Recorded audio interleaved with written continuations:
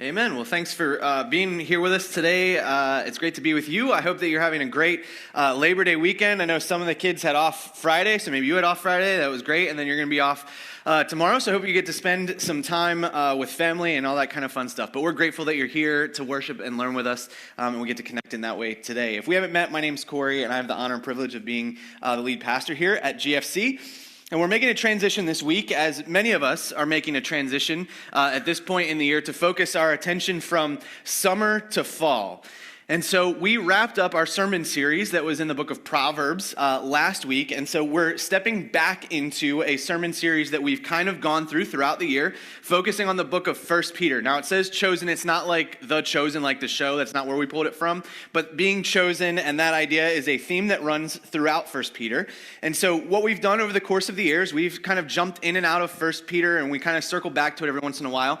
And so starting today and then for the next few weeks, we'll wrap up this book in chapters 4 and chapter 5, and then we'll step into the sermon series that we're going to do for the fall, which I'm going to tell you about in just a minute. But before we continue on for this, I want to kind of make sure that we are aware of some events that are coming this fall.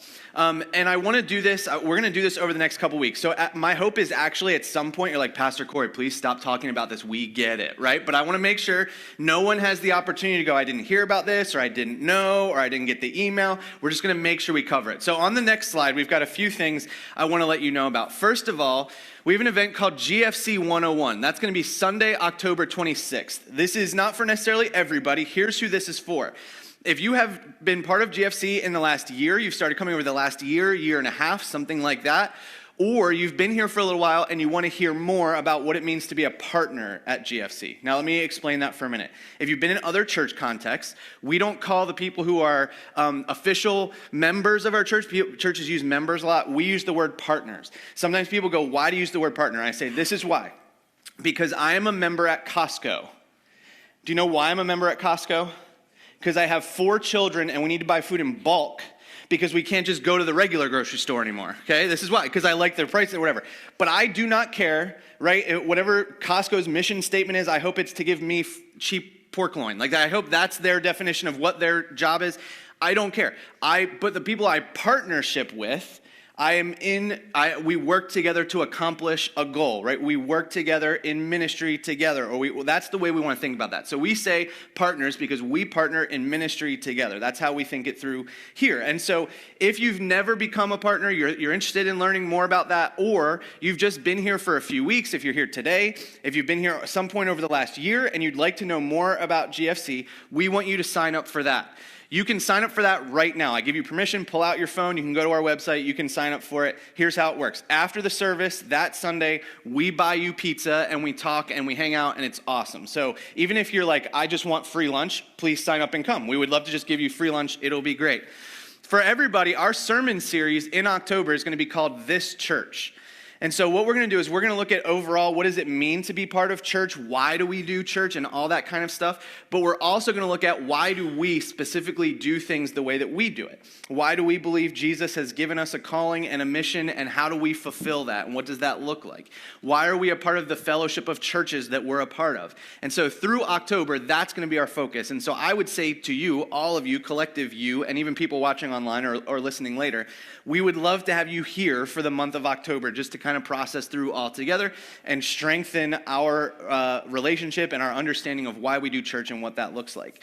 And then one last one, our partner dinner is Friday, November 14th. So if you are already a partner, please put that date on your calendar. It's a Friday night. Again, we will feed you. It'll be awesome. We want you guys to be here. We're going to look back at 2025 and look at what God did in our church, and then we're going to look forward to 2026.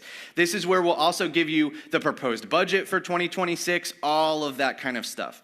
Now, you might be like, I just started coming in the last year, but I would like to be a partner and hear that information. How do I do that? Here's really simply. Come to GFC 101 and walk through the process with us. We'll talk you through that, and then you can even become a partner in November. It's not a super long on-ramp. There's just a few conversations that we need to have, and then you're able to join that. So, again, just to recap, if you are new with us or sometime in the last year, if you've never become a partner, sign up for GFC 101. This church is going to be Sundays in October. We'd love to see all of you. And then the partner dinner for those of us who are already partners is Friday, November 14th. All right, so I told you about this once. Just get used to it. You're going to hear more about it. I'm just telling you, it'll be in all the things, but we want to have everybody here. All right, and if you have any questions about any of that, feel free to reach out to me, Pastor Andrew.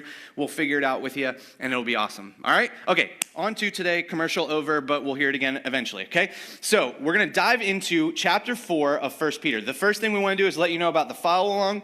If you're new with us and you haven't done this before, if you scan that QR code, it'll take you to our website. You'll get all the verses and all the notes for today if you would like to follow along that way. If you're someone that doesn't want to do that on your phone, that's okay. But it's all there if you'd like to have it, and it will live there until about Friday next week. But here's where we're diving in. 1 Peter 4, we're going to start very simply with verse 1. So here's what it says. So then, since Christ suffered physical pain, you must arm yourselves with the same attitude he had, and be ready to suffer too. For if you have suffered physically for Christ, you have finished with sin. We'll break this down as much as we can, but here's the thing I want to understand and look at the onset, is that the idea of suffering and the idea of following Jesus are connected. Those are not two separate things. Those don't live on islands apart from one another. That if we've made the decision to follow Jesus, that this idea of suffering has to be somewhere in our understanding of what it's going to mean in following Jesus at some point. And if that's not a part of our understanding, we need to shift that, and we're going to work on that a little bit today to understand this a little bit better. But the first part of this I want to really key in on is in that second line. It says this: you must arm yourselves with the same attitude he had. And just think about that idea of attitude for a second. Sometimes we use it in a negative sense, like don't have an attitude with me. Like maybe your parents said that to you, or you say that to your kids. But really an attitude is just any way that we look at and understand and go into a situation and how we interpret those things in our mind. And then that will kind of work on the way that we act it out, the decisions we make and things like that. Whenever I think of this idea, I think of a quote from a movie. And so we actually watched this movie a few weeks ago. It's one of those movies that Becca and I, whenever we're like, we don't know what to watch, we can kind of just put it on. And that movie is Remember the Titans. How many of you have seen Remember the Titans? Okay, if your hand's not up, you should probably leave church when I'm done and then go home and just go watch Remember the Titans. It's a really good movie. So there's a situation in there. I'll just give you kind of the premise, but I won't give away everything that happens, okay? The premise is this. It takes place in the late 60s, early 70s, I'm pretty sure, in Virginia. And so the schools back then were still segregated.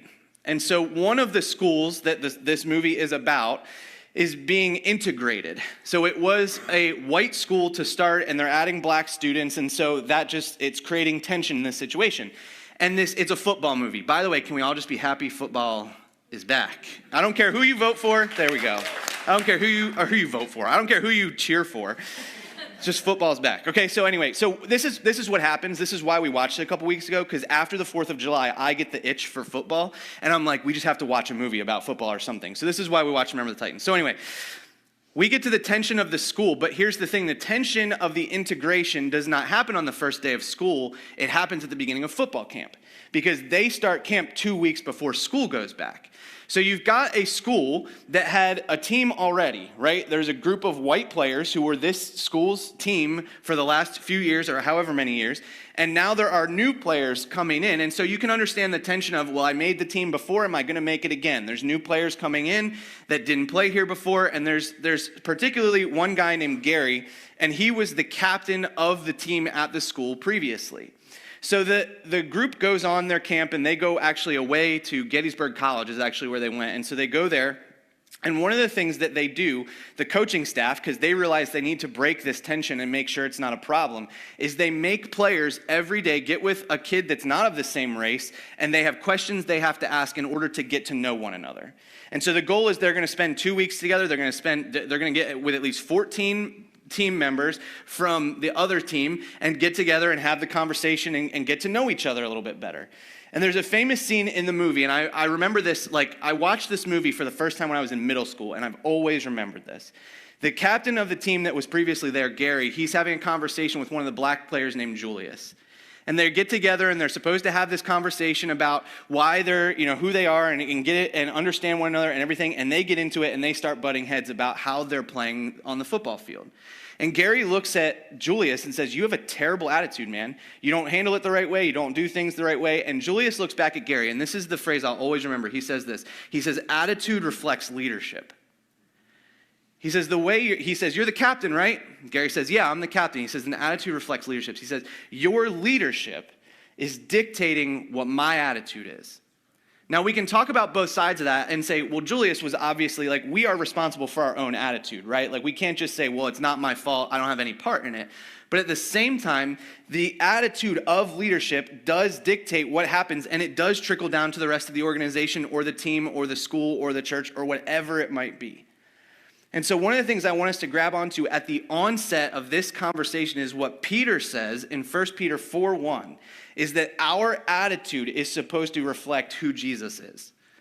That when we come to any situation, our attitude that we exude to other people, that they see, that they observe in us, we can look at Jesus' leadership and we can say, this is who I'm supposed to be. The question is whether we actually have that attitude or not. And particularly when he brings it up in this context, he's talking about it in terms of suffering. When things get difficult, how do we respond and what is our attitude? Does it reflect who Jesus is? Let's go back to verse 1 again, and I highlighted just a couple of words here. He says this at the beginning of that phrase we just focused in on. He says, arm yourself. Now think about this for a second. It's easy to kind of read over that and not make this connection, but when do you arm yourself? When there's going to be a conflict or a battle, right? If someone breaks into your home, even if it's you don't have firearms in your home, you're probably going to get a baseball bat or a frying pan or something, right? You're going to arm yourself with something and say, I'm going to try and defend myself against whoever I'm going to go after. He says, think about this. This is a mindset where we're actually going into battle or into difficulty. And he says, you need to arm yourself with this.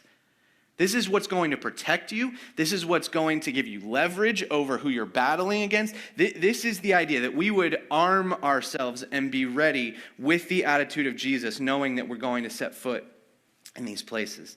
So this is what I know, that when you and I, when we know and trust a leader, your actions and my actions, our decisions and our expectations will reflect their leadership. Our actions, our decisions, and our expectations will reflect their leadership. Here's the question. Do our actions, our decisions, and our expectations, this is a big one, our expectations reflect an attitude that Jesus had? Our expectations are a big part of this. Because I think sometimes when people struggle with this idea specifically, especially with the idea of suffering, it's that our expectations weren't in the right place. That we expected things to go differently. We didn't expect them to go wrong. We didn't expect things to blow up. We didn't expect that person to say something that way. We didn't expect whatever it might be. And yet what Peter says is our attitude is to reflect the leadership of Jesus.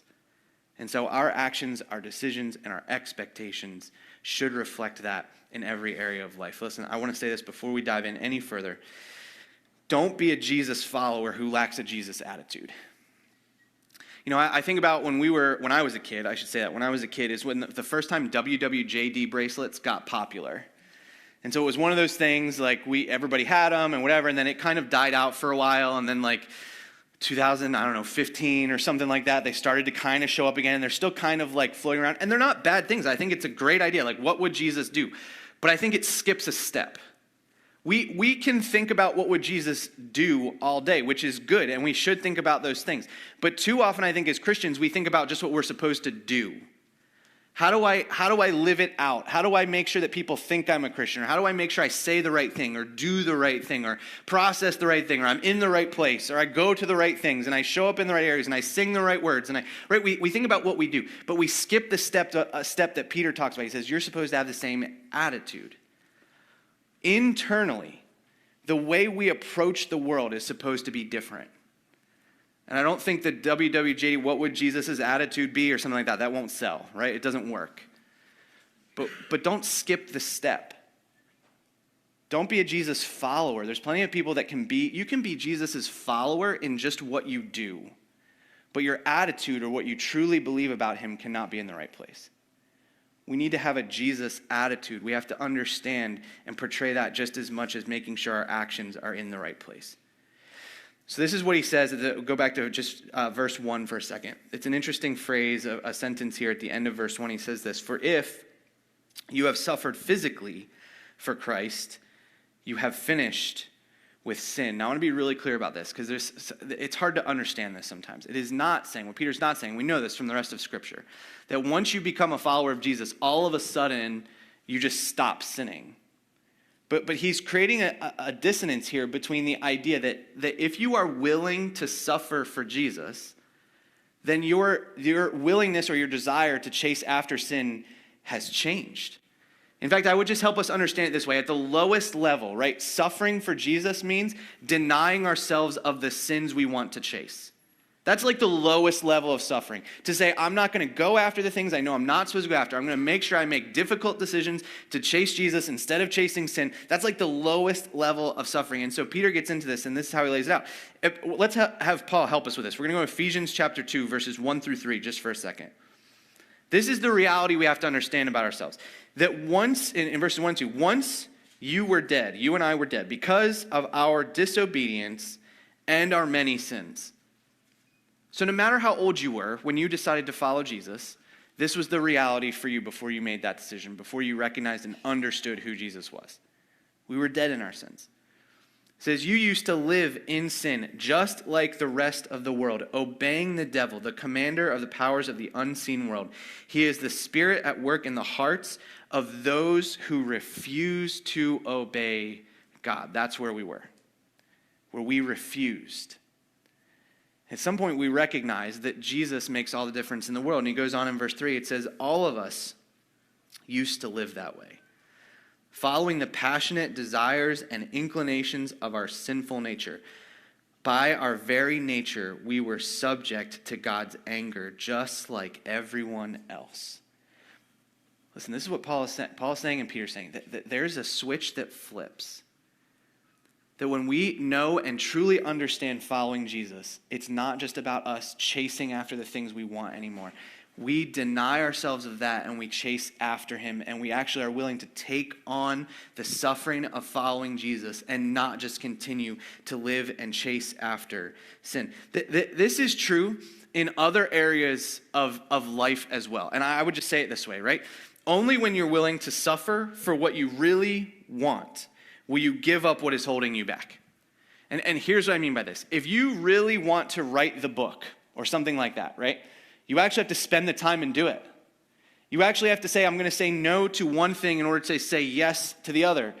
If you're trying to lose weight or build muscle or whatever, you're trying to be able to run a certain distance, like you have to actually change what you're doing. You have to give up something in order to pursue the other. And that means suffering. That means, especially if it's a physical thing, right? You've got to be able to put in the time in the gym or go out for the run or whatever it means. You have to, only when you're willing to suffer for what you really want will you give up what is holding you back. You have to put down the Oreos and pick up a carrot, right? Or something like that. You got to trade it for something. When our desire would be to chase after the Oreos. This is just a total rabbit trail, but I'm going to go here. There was a video I saw the other day that was like, he was talking about how many Oreos you can eat at one time. We won't have a true confession today of how many Oreos you can eat at one time. But he's like, do you know the serving size of Oreos? He goes, it's 2. He's like, no one eats 2 Oreos. He goes, I eat 2 Oreos in order to go to eat more Oreos. Like that's on the way to where I'm going to sit and eat Oreos, right? We can, whatever that is for you. Maybe it's not Oreos, maybe it's something else, right? It gets us in trouble. We go after something too much and it's like not healthy, it's not good, maybe it's just sitting on the couch, whatever it is. We have to be able to take that and say, I'm not going to do it. And it actually means in that moment, you're like, Oreos isn't really suffering, but at that moment, you're saying no to yourself. Saying, I'm not going to do this. And instead, I'm going to choose the thing that I actually don't want to do. This is true, and I think it's true when we understand this in this context is also true. Only when you're willing to suffer for Jesus will your desire for sin diminish. We have to be willing to put ourselves in a position where we say, this is going to be hard. And I know it's not what I want. It's not easy. It's not the way everybody else is going. But I'm willing to suffer in order to be more like Jesus and not chase what I want. Going on to verse 2 of 1 Peter 4. He says this, he says, you won't spend the rest of your lives chasing your own desires, but you will be anxious to do the will of God. I think it's really interesting that he uses the word anxious in this verse. We did a whole sermon series at the beginning of the year that kind of talked about anxiety and what to do with that. And one of the things that we said was anxiety in and of itself actually isn't a bad thing. Like God gave us the ability to have anxiety for a good reason. There's times where you'll see somebody get, like a parent sees their kid on a playground or something like that, and they get that little anxiety, like my kid's gonna fall off, and they go over and they catch them, right, as they fall off. Or you get a little bit of anxiety when there's a car that pulls up to the intersection or pulls up to, they're ready to like pull out, and you're like, for some reason, you just have this little like spidey sense, like I need to watch that person and make sure they don't pull out in front of me. Right? That kind of anxiety where you're like, I don't know what's gonna happen, but it's not gonna be good. Like, that's actually a good thing. God gives this to us so that we know when something bad could happen and we're prepared for it. When it gets bad is when we're in that too far and it just kind of takes over. But Peter says our anxiety should not be about the things that we need to chase or that other people think we should chase or any of that. He goes, our anxiety should actually be about making sure that we're following Jesus. That we would be so concerned with our decisions and our thought processes and our attitude following Jesus, that's the thing that reoccurs over and over and over again. I think one of the problems that we see in this, based on this first section of the verse, it says we won't spend the rest of our lives chasing our own desires. I think the problem is that we allow anxiety to creep into the wrong areas of life. Right? Jesus says this, why are you worried about what you eat or what you're going to wear? Why are you worried about those things? He says, instead, concern yourself with following me. Concern yourself with your Father in heaven. Be more anxious about that. And sometimes it's so difficult because everyone else in the world is running a certain direction. Again, it reminds me of Jesus talking about the wide and the narrow path, right? If you haven't read that passage, he says there's a lot of people on the wide path, and that wide path leads to destruction. He goes, there's only a few people on the narrow path. And sometimes, have you ever been in that case where you're like, there's a mass of people going one way and there's only a handful going the other? And you're like, which way is better? Or you're trying to get out of a parking lot, and then after an event or something like that, and you see some cars going one way and some go other, and you have to like decide which one's better. How am I going to get there? Peter says, Don't just chase after the direction that everybody else is going. Don't just chase after your own desires. And this is what ultimately needs to happen, that our aim and our focus must shift. When I think about this, I remember we have friends, Matt and Becky, and they were at Gateway when we started there, and they moved to Colorado for a couple of years, and now they live back in Pennsylvania. But while they were in Colorado, they lived not far from Rocky Mountain National Park.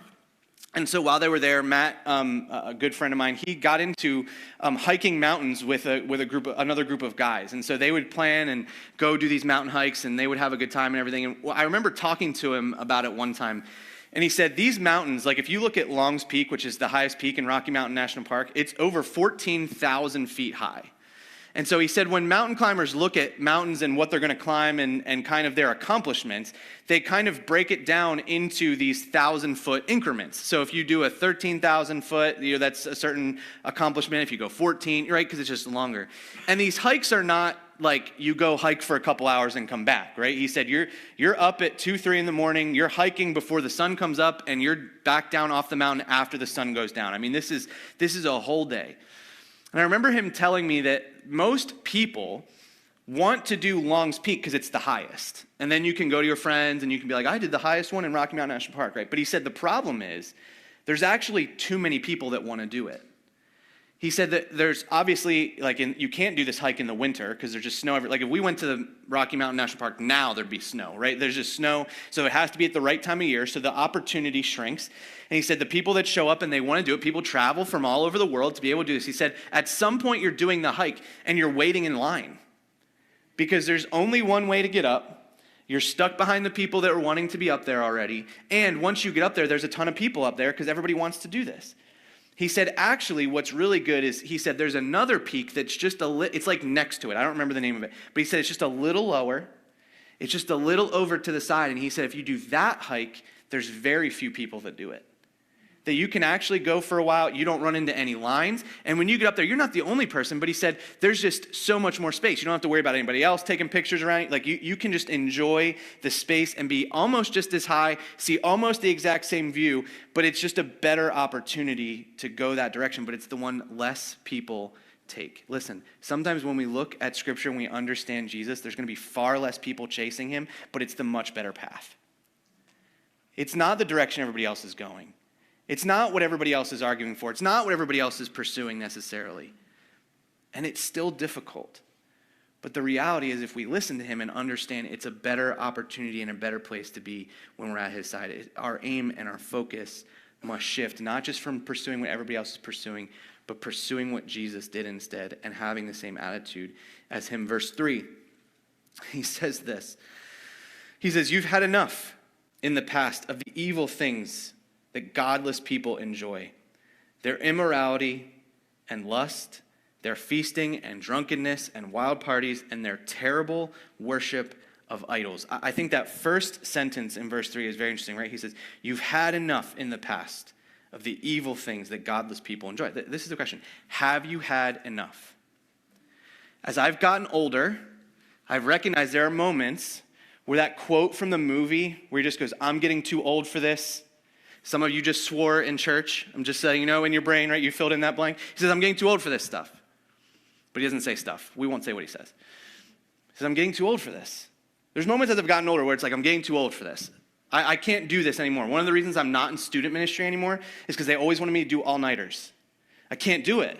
I won't live through the next day, right? At some point I could do that, like when I was 25. Those days are gone, right? There's other things where you just realize, I can't do this anymore. I think this is the idea that Peter was partially getting to. He goes, at some point you recognize this isn't good for me anymore. There was a point where maybe we could eat more and we're like, this is great, and we didn't feel sick the next day, but now you go to Shady Maple and the next day you're like, you regret it, right? It's just not good anymore. And you realize, I've had enough. I can't do this. At some point we should reach a spiritual maturity where we realize this isn't good for me and I don't even want it anymore. I want to list out those things that he talked about. I'll put them in 3 categories. In certain conversations, you could break them into 6, but I'm just going to list them out. Here's the 3 things he said. He said immorality and lust. He said feasting, drunkenness, and wild parties. And then he says worship of idols. Listen, this is what we know if we get this, right? If we chase after our desire and we lean only into our flesh when it comes to immorality and lust, what are we going to end up with? We're just going to end up with broken relationships. It's going to mean that we bounce from person to person, or we're connected with things we shouldn't be connected to, or we're watching things we shouldn't be watching, and it's ultimately going to lead to a place where our relationships are broken.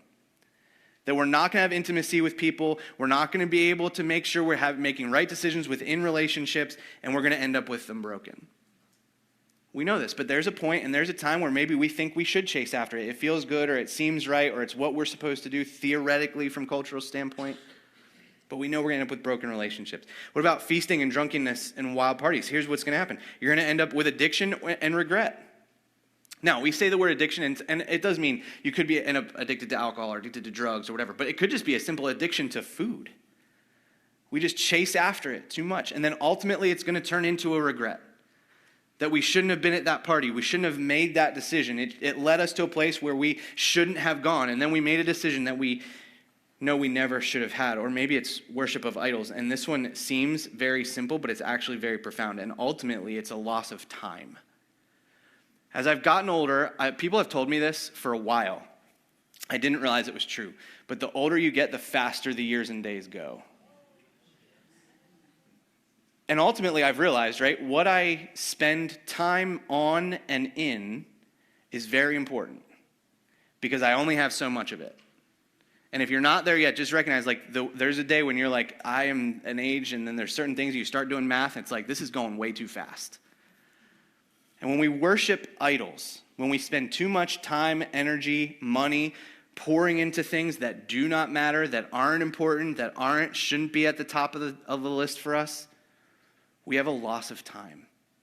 When ultimately we could be spending it in other places, doing things more valuable, and instead following Jesus rather than chasing after our own stuff.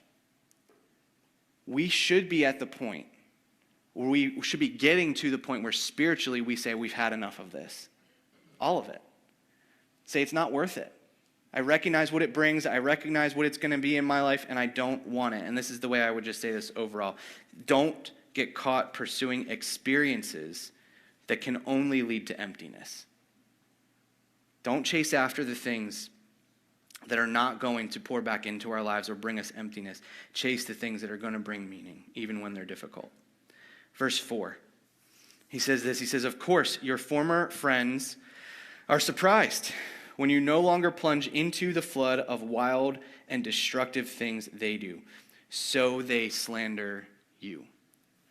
Maybe you've had this happen, where you've decided you're not going to go the direction of everybody else. You've decided you're not going to make the bad decision everybody else is making. And someone looks at you and says, what, you're too good for us now? You don't think you should do this just like we're doing this? Why? Why are you making this change now? Maybe you've been in that place. And maybe someone hasn't verbally said it to you, but maybe they've typed it to you.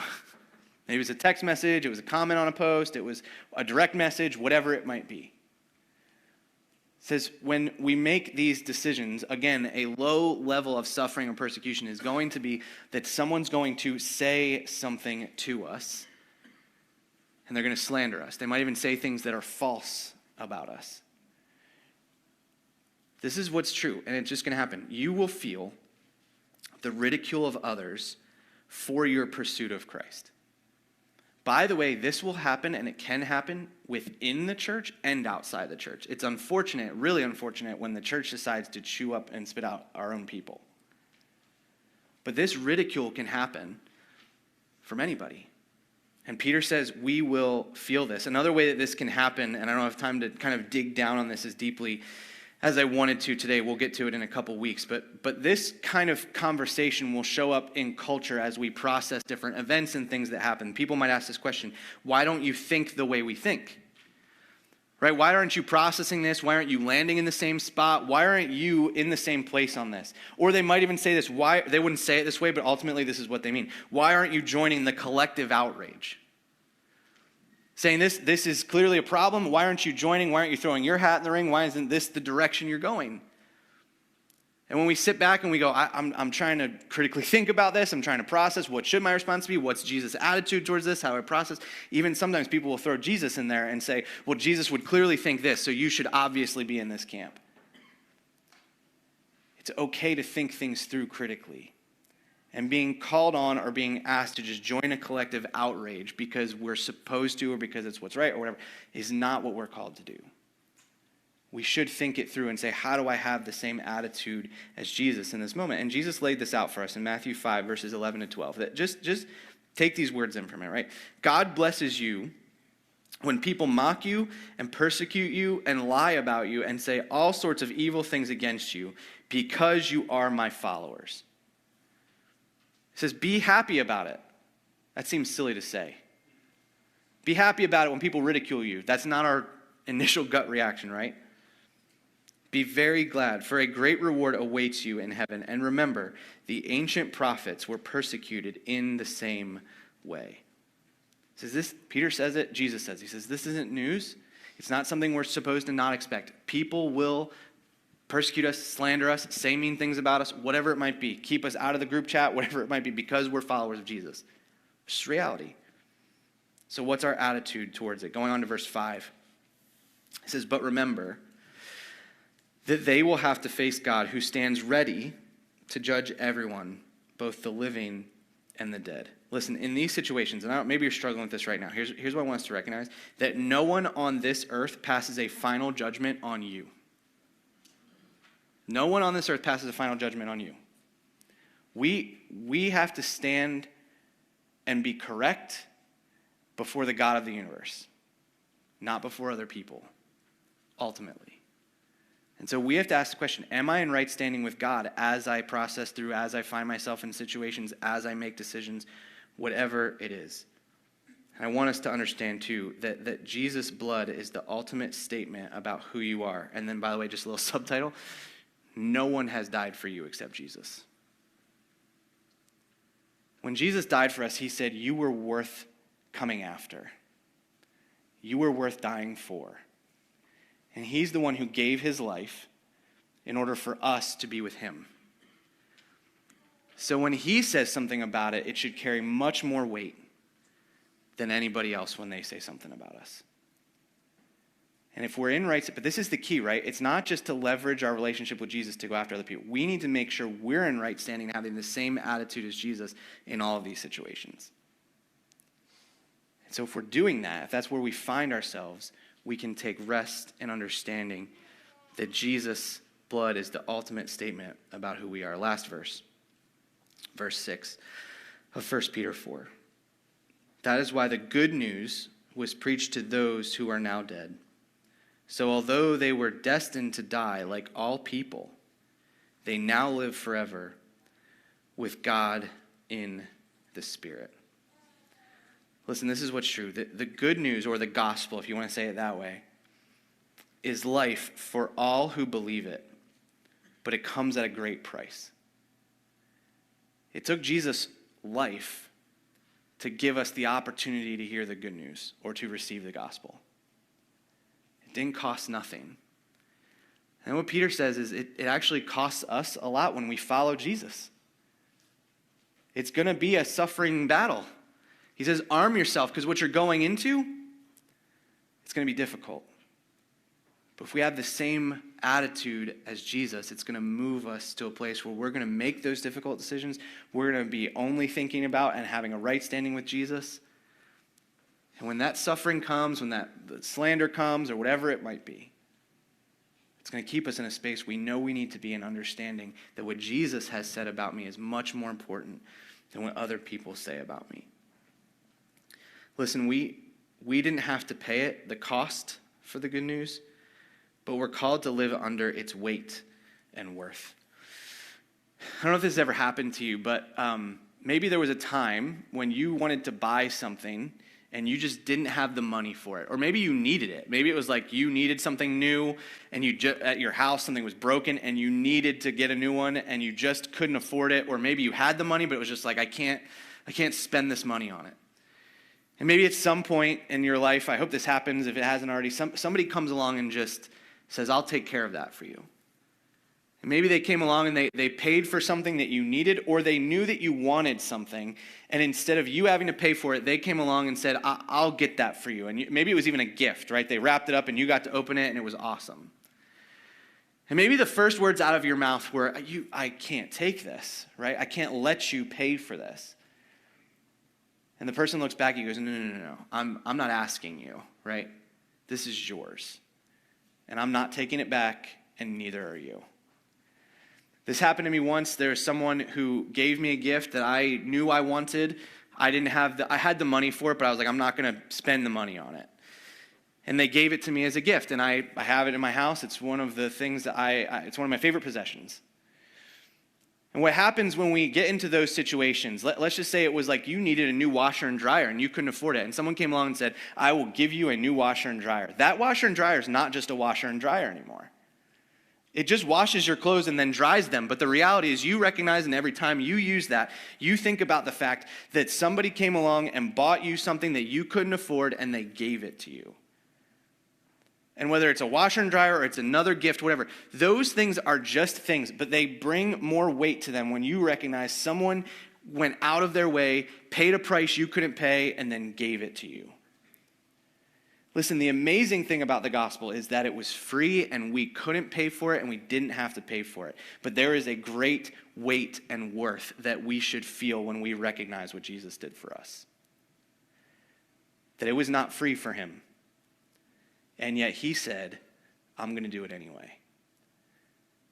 And he says, but when you follow me, it's going to be difficult. And where we get into trouble is where we live in the space where the gospel is just free, and we don't recognize that weight and worth. We could never earn it. Please hear me. I'm not saying we could earn it. I'm not saying we have to live to try and earn it, because when we get to heaven, it's not going to be, were you good enough? It's just going to be, who said you could come? And you're supposed to say, Jesus said I could be here, right? It's not about earning it. It's just about saying, I know that this cost him everything. And I'm going to live in a way that reflects that to the world around me. In every situation, whether it's suffering or whether it's a beautiful day, just like it is outside, I'm going to recognize and understand that my attitude is supposed to be reflecting Jesus' attitude, no matter what happens. So I don't know what's happening. I want to think about this for just a minute as we close. I don't know where you're at. There's a lot of different ways we could internalize and kind of process this depending on where we are in life and what this looks like. Maybe you're going through something like right now that is a suffering phase of life. It's just frustrating. I would just encourage us, what's our attitude towards it? Is it that of Jesus or is it our own? Maybe you're in a situation where it's just somebody's actually persecuting you or slandering you or saying mean things about you or saying wrong things. They're lying about you. They have cut you off from a situation because you're a follower of Jesus. The question is, do we have the same attitude as Jesus? If we go back to verse 1 and just think about what we talked about for a second, he said, if you're willing to suffer physically for Jesus, it means that connection, that pursuit of sin that we used to all have doesn't have the same ties or the same hold on us that it used to have. And I said earlier, one of the lowest ways we can understand what suffering is when we deny ourselves of the pursuit of what we want in order to pursue Jesus instead. So no matter where we are in this conversation, I want to ask this question. What is one way you need to battle sin? What is one way that we need to say, you know what, I've been pursuing what I want for too long. I've been allowing this thing to take root in my life, and I'm not choosing what Jesus has called me to in this area. It could be an action, it could be a thought process, it could be a relational tie, any one of those things. How do we need to make sure that we're not just leaning into what we want, but leaning into what Jesus wants? And that means we have to do battle with it. That means we have to arm ourselves with the attitude Jesus had and say, I'm not going to take this. My attitude towards this sin is not going to be, it's not that big deal, or I'm justified, or it's just okay. We're going to arm ourselves with that attitude that Jesus had and say it's not going to live here anymore. And I want to pray for us as we think that through. I want to pray for us as we process this idea of suffering in light of this, that we would all take on that attitude that Jesus had and not the one that we want to have. Let's pray together.